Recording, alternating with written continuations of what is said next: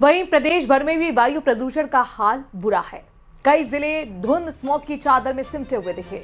जहरीली हवा बेहद खतरनाक स्तर पर पहुंच गई। सीकर में करीब 29 लोग बीमार पड़ गए हैं।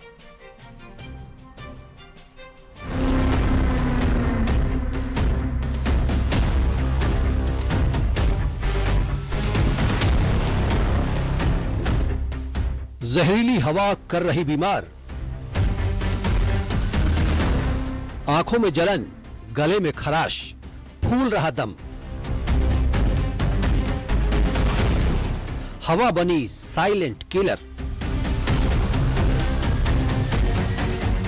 शहर के शहर धुंध में डूबे, सांस लेना मुश्किल। जयपुर, भिवाड़ी, सीकर, श्रीगंगानगर, भरतपुर समेत कई जिलों में प्रदूषण का बुरा हाल। आंखों में जलन, गले में खराश और भारीपन बढ़ गया है। प्रदेश के कई जिले धुंध और स्मॉग की चादर में लिपटे हुए हैं। जहरीली हवा बेहद खतरनाक स्तर पर पहुंच गई है। राजधानी जयपुर की बात करें तो जयपुर में AQI 209 है। प्रदेश में सबसे खराब AQI खैरथल तिजारा के भिवाड़ी में है, जहां AQI 457 पहुंच गया। भरतपुर में AQI 284, जबकि सीकर का AQI 260 है। टोंक में भी हवा बेहद खराब है, यहाँ AQI 229 पहुंच गया, जबकि श्रीगंगानगर में AQI 255 है।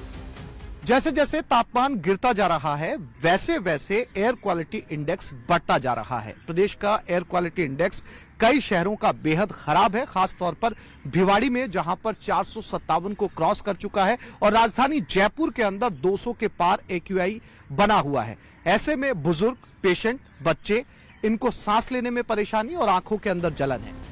कुल मिलाकर प्रदेश में कई जिलों की हवा बेहद खराब स्थिति में है।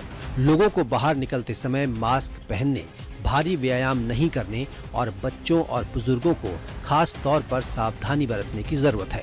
प्रदूषण सिर्फ एक आंकड़ा नहीं, बल्कि हर सांस के साथ हमारे शरीर के अंदर जा रहा खतरा है और इस समय राजस्थान उस पर बुरी तरह घिरा हुआ है। Bureau report, news 18 Rajasthan.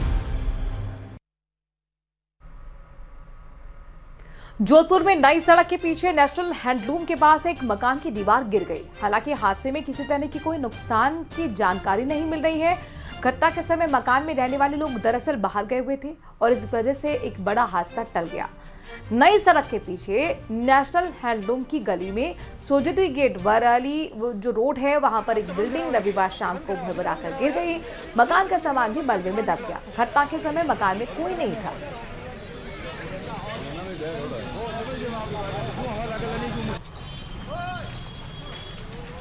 हादसे की लाइव तस्वीर आपके सामने। दरारें आपको दिख रही होंगी इस बिल्डिंग में और देखिए किस तरीके से चंद सेकंड के अंदर जमींदोज हो जाती है 4 मंजिला बिल्डिंग। हालांकि चौथा हिस्सा अभी भी वहां पर लगा हुआ है।